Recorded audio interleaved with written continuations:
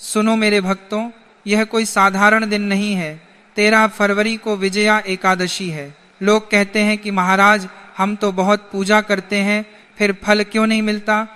अरे भाई, जब तक चाबी सही ताले में नहीं लगेगी दरवाजा कैसे खुलेगा? इस दिन जो मैं आपको गौ माता का उपाय बताने जा रहा हूँ वह सीधा आपके भाग्य के बंद किवाड़ खोल देगा। भक्तों, आज जो मैं बताने जा रहा हूँ उसे ध्यान पूर्वक सुनकर समझ लिया और उपाय कर लिया तो आपको रंक से राजा बनते देर नहीं लगेगा। 13 फरवरी 2026 दिन शुक्रवार को फाल्गुन मास के कृष्ण पक्ष की विजया एकादशी तिथि मनाई जाएगी और ऐसे में आप सभी को गाय को चुपचाप यह एक गुप्त चीज खिला देनी है। गाय को खिलाते ही आपका भाग्य 7वें आसमान पर होगा। अगर आप इस विजया एकादशी के दिन कठिन व्रत या बड़े अनुष्ठान करें या ना भी कर पाएं, परंतु गाय माता को यह चुपचाप एक छोटी सी चीज जरूर खिला दें, आपकी जन्म जन्मांतर की गरीबी और शत्रुओं का भय दूर हो जाएगा। आज के वीडियो में हम आपको एक ऐसी गुप्त रहस्यमयी चीज के बारे में बताने जा रहे हैं जिसे गाय माता को अगर कोई व्यक्ति विजया एकादशी के दिन चुपचाप खिला देता है तो उस व्यक्ति का विजय निश्चित हो जाता है, यानी उसे हर कार्य में सफलता मिलने लगती है। उसके जीवन में चल रही सभी परेशानियों से उसे मुक्ति मिल जाती है, क्योंकि फाल्गुन मास का यह दिन कोई साधारण दिन नहीं होता।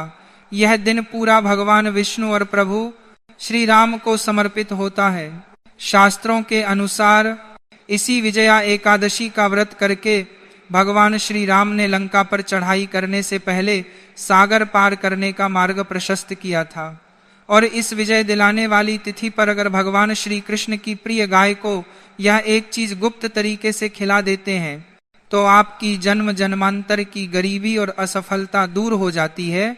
इस वीडियो को बड़े ध्यान से देखिएगा और अंत तक देखिएगा, वरना पूरी जिंदगी पछताते रहेंगे अगर आपने काट पीट कर वीडियो देखा। क्योंकि दोस्तों, कोई साधारण सी चीज हम आपको नहीं बताने जा रहे हैं। यह एक ऐसी रहस्यमयी चीज है जो हमारे शास्त्रों में साफ साफ लिखी गई है। यह एक चीज आपके भाग्य को पूरी तरह से बदल कर रख देगी। इस एक चीज का फल पाने वाला व्यक्ति कभी पराजित नहीं होता। और अगर गाय माता को प्रतिदिन ना खिला पाएं तो आप इस विजया एकादशी के दिन खिलाकर पूरे साल का फल प्राप्त कर सकते हैं। 13 फरवरी 2026 शुक्रवार को विजया एकादशी पड़ रही है और इस दिन किया गया छोटा सा कर्म भी जीवन में बड़ा बदलाव लाता है। दोस्तों, विजया एकादशी का नाम ही विजया है, यानी जो आपको हर क्षेत्र में जीत दिलाए। यह वह दिन माना जाता है जब इंसान के पापों का नाश और शत्रुओं पर विजय सबसे जल्दी प्राप्त होती है। इस दिन सच्चे मन से किया गया काम बोले गए 1000 शब्दों से ज्यादा फल देता है। पुराने लोग कहते थे कि इस दिन शरीर कम और आत्मा ज्यादा जागृत रहनी चाहिए, क्योंकि इस दिन ब्रह्मांड इंसान की बाहरी क्रिया नहीं, उसके मन की शुद्धता और संकल्प को देखता है। आज के समय में सबसे बड़ी समस्या यह हो गई है कि लोग मेहनत तो बहुत करते हैं लेकिन सफलता हाथ नहीं लगती।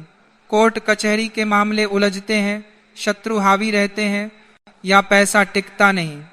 एक कर्ज उतरता है तो दूसरा चढ़ जाता है। घर में बिना कारण तनाव रहता है। काम बनते बनते अटक जाते हैं। शास्त्रों और पुराने अनुभवों में बताया गया है कि ऐसी स्थिति तब बनती है जब पुराने कर्मों या पितरों से जुड़ी कोई कमी रह जाती है जो बार बार जीवन में रुकावट बनकर सामने आती है। इसीलिए हमारे सनातन धर्म में एकादशी का बहुत महत्व बताया गया है। इसे व्रतों का राजा कहा जाता है। खासकर विजया एकादशी ऐसी मानी गई है जिस पर किया गया दान, सेवा और संयम जीवन की दिशा बदल देता है। यह दिन केवल भूखे रहने का नहीं है, बल्कि अपने जीवन की अव्यवस्था और हार को जीत में बदलने का अवसर माना गया है। अब बात आती है गाय की। गाय को हमारे धर्म में केवल एक पशु नहीं माना गया। गौ माता को 33 कोटि देवी देवताओं का वास कहा गया है। भगवान श्री कृष्ण स्वयं गोपाल थे और गायों की सेवा करते थे। विजया एकादशी के दिन गौ सेवा करने से अश्वमेध यज्ञ के समान फल मिलता है। इसी कारण एकादशी जैसे दिन पर गौ सेवा को विशेष फलदायी माना गया है। शास्त्रों में एक सरल सी बात कही गई है गावो विश्वस्य मात्रा, अर्थात गाय विश्व की माता है और सभी प्रकार के सुख देने वाली होती है। इसका अर्थ यह नहीं कि गाय कोई चमत्कार कर देती है, बल्कि इसका अर्थ यह है कि गाय के माध्यम से किया गया कर्म सीधे श्री हरि विष्णु तक पहुंचता है। विजया एकादशी का महत्व इसीलिए भी ज्यादा है क्योंकि इस दिन दिखावे से किया गया काम बेकार हो जाता है। अगर आपने एकादशी का दान किया, सेवा की और लोगों को दिखाने लगे, फोटो वीडियो बनवाने लगे, तो उसका असर कम हो जाता है। पुराने समय में लोग इस दिन जो भी करते थे चुपचाप करते थे।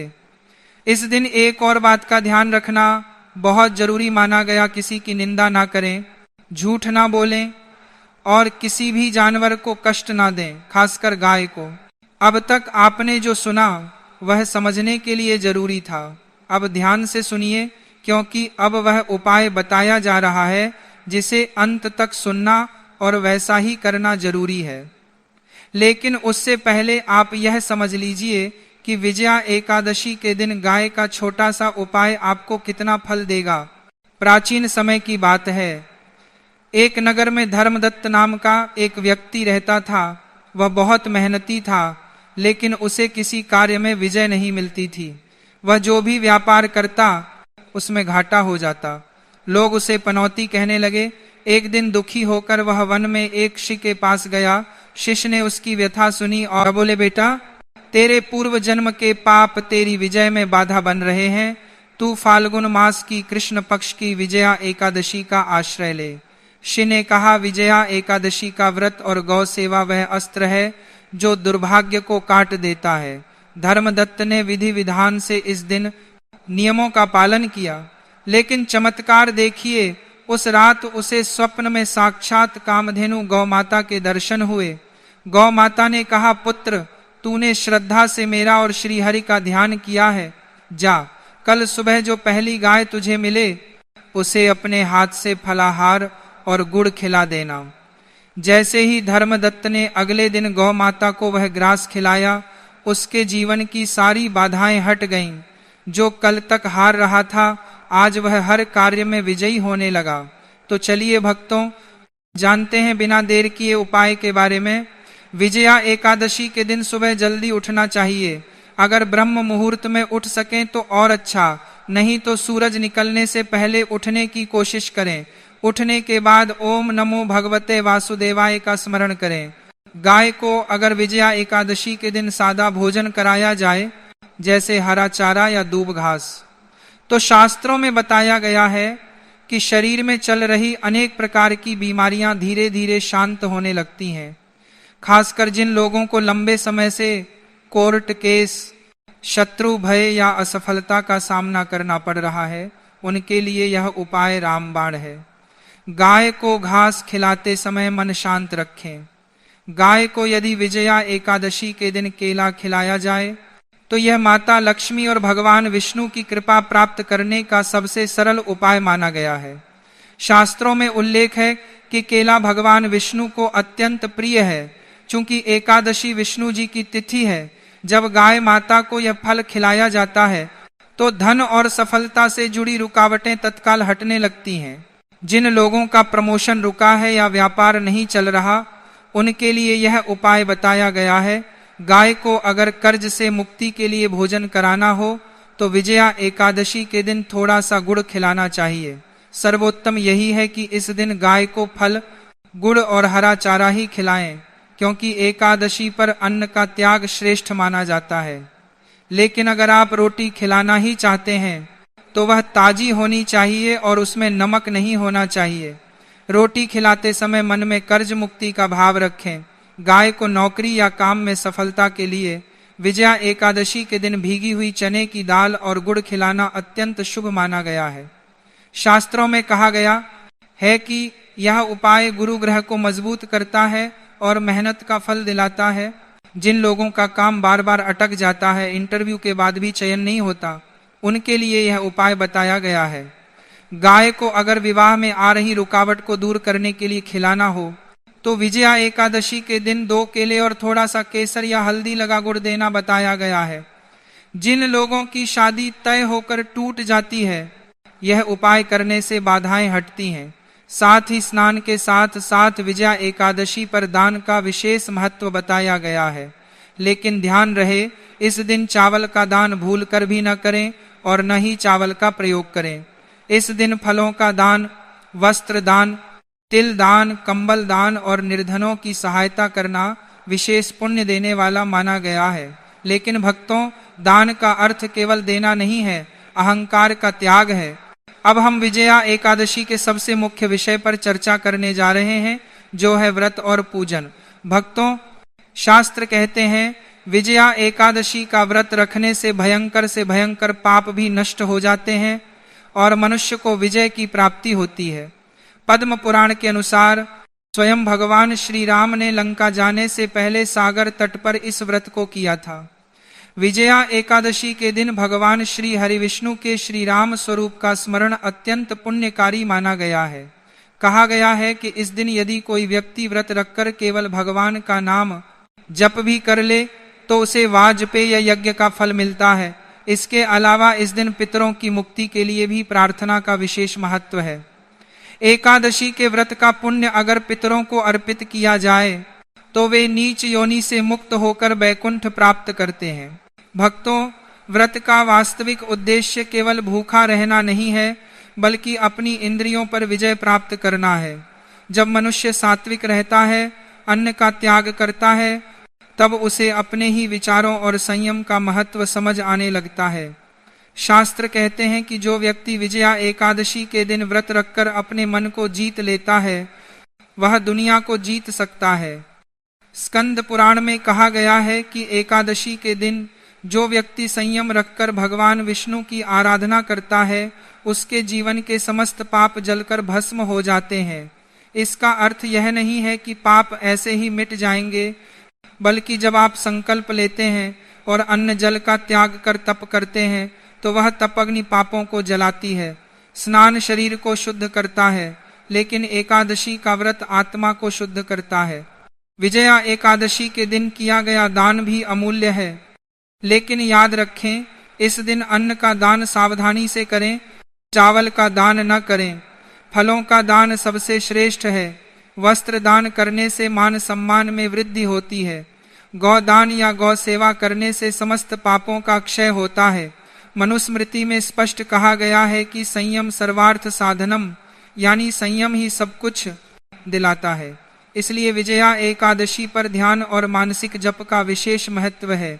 इस दिन ओम नमो भगवते वासुदेवाय या श्री राम जय जय राम मंत्र का मानसिक जप अत्यंत फलदायी माना गया है। मानसिक जप इसलिए क्योंकि वाणी को विश्राम देना भी इस व्रत का अंग है। इसके साथ ही विजया एकादशी का संबंध पितरों से भी है। जो व्यक्ति इस दिन व्रत रहकर भगवान से प्रार्थना करता है कि हे प्रभु, मेरे इस व्रत का फल मेरे पितरों को प्राप्त हो, तो उसके पितर तृप्त हो जाते हैं। पितृदोष कोई डराने वाली चीज नहीं है, यह पूर्वजों की अतृप्ति का संकेत है। विजया एकादशी उन पितरों को संतुष्ट करने और उन्हें उच्च लोक भेजने का सर्वोत्तम अवसर देती है। गरुड़ पुराण में स्पष्ट उल्लेख है कि एकादशी का व्रत पितरों और देवताओं दोनों को प्रिय है। अब बात करते हैं भोजन की। विजया एकादशी के दिन भोजन के नियम बहुत सख्त होते हैं। प्रसन्नता के लिए और शरीर की शुद्धि के लिए इस दिन अन्न का त्याग करना चाहिए। चावल, गेहूं, दाल आदि का सेवन व्रत करने वाले को बिल्कुल नहीं करना चाहिए। जो लोग पूर्ण निर्जल व्रत नहीं रख सकते, उनके लिए शास्त्रों में फलाहार का विधान है। आप कुट्टू के आटे की पूरी, सिंघाड़े का हलवा, साबूदाने की खिचड़ी, फल, दूध, दही और मखाने ग्रहण कर सकते हैं। गाजर, शकरकंद, आलू और कंदमूल स्वीकार्य माने गए हैं, लेकिन ध्यान रहे भोजन में सेंधा नमक का ही प्रयोग करें। भोजन सीमित मात्रा में करें। पेट भरने के लिए नहीं, बल्कि शरीर को चलाने के लिए खाएं। इस दिन तामसिक भोजन तो महापाप माना गया है। प्याज, लहसुन, मांस, मदिरा और मसूर की दाल, इनका घर में प्रवेश भी नहीं होना चाहिए। बाहर का बना हुआ भोजन भी वर्जित है। विजया एकादशी पर कम खाना, शुद्ध खाना और प्रभु का नाम लेना ही सच्ची साधना है। और यदि आप बीमार हैं या व्रत करने में पूरी तरह असमर्थ हैं, तो भी कम से कम चावल का सेवन तो भूलकर भी न करें और सात्विक भोजन ही ग्रहण करें। राधे राधे। जय श्री कृष्ण भक्तों, महाशिवरात्रि की पावन बेला अब बिल्कुल समीप है और इस समय भोलेनाथ अपने भक्तों पर विशेष कृपा बरसाते हैं। लेकिन क्या आप जानते हैं कि महाशिवरात्रि से पहले घर में एक बहुत ही साधारण सी मात्र 10 रुपए की वस्तु का होना कितना जरूरी माना गया है। साधु संतों और शास्त्रों में बताया गया है कि यह छोटी सी चीज शिवरात्रि की पूजा का आधार बन जाती है।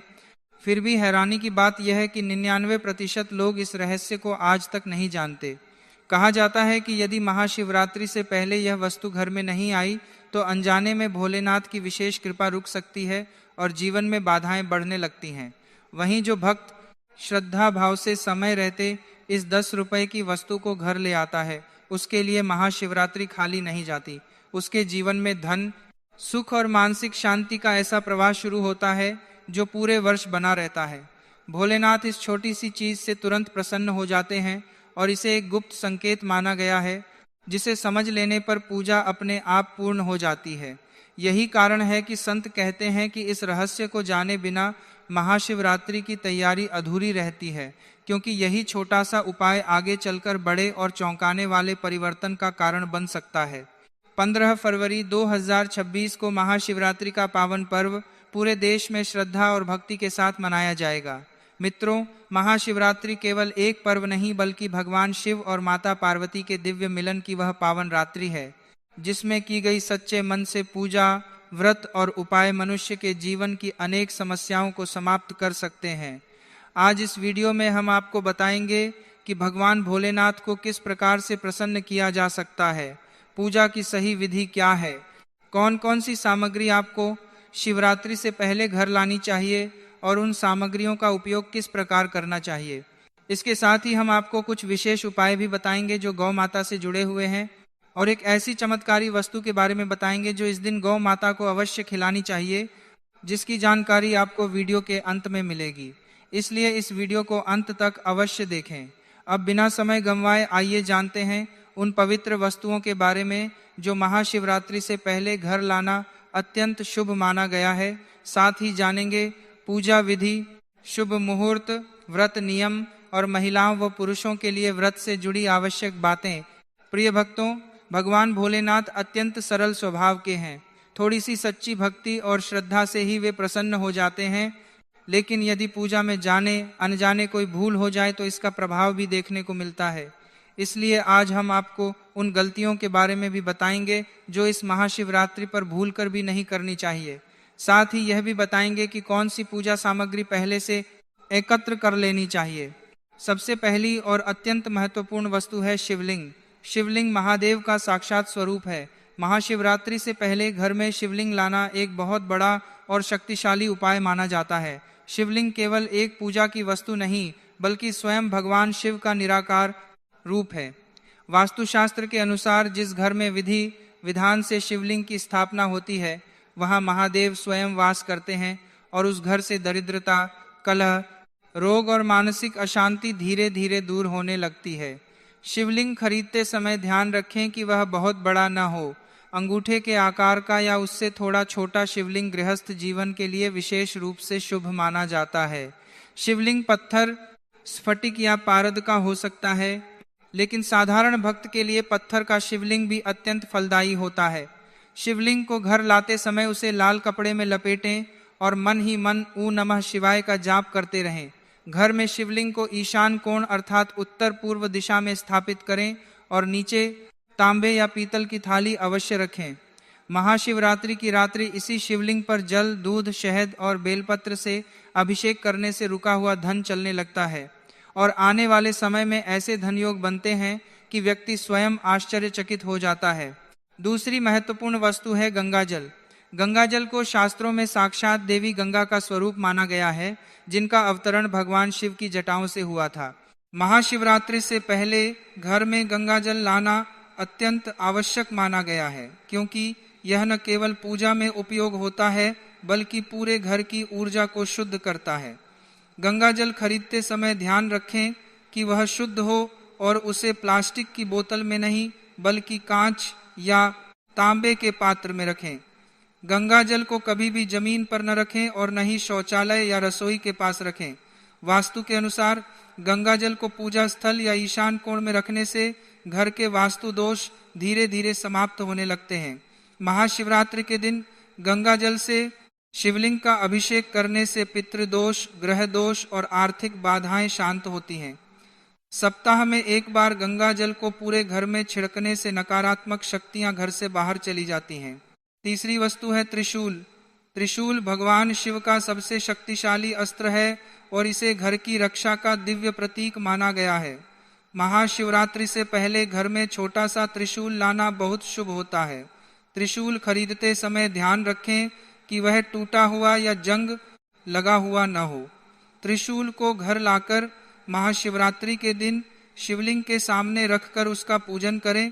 इसके बाद त्रिशूल को घर के मुख्य द्वार के ऊपर या पूजा स्थल में स्थापित किया जा सकता है। वास्तु शास्त्र के अनुसार त्रिशूल घर को बुरी नजर, तंत्र मंत्र, ईर्ष्या और शत्रु बाधा से बचाता है। जिन घरों में बिना कारण भय, झगड़े या नकारात्मक घटनाएं होती रहती हैं, वहां त्रिशूल रखने से वातावरण में सकारात्मक परिवर्तन देखने को मिलता है।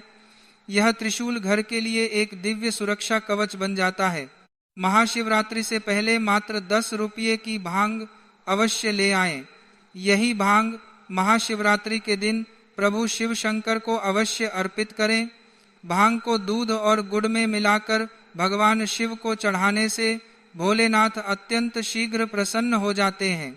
ऐसा माना जाता है कि भांग भगवान शिव को अत्यंत प्रिय है और यह साधारण सी दिखने वाली वस्तु भी बड़े बड़े कष्टों को हर लेने की शक्ति रखती है।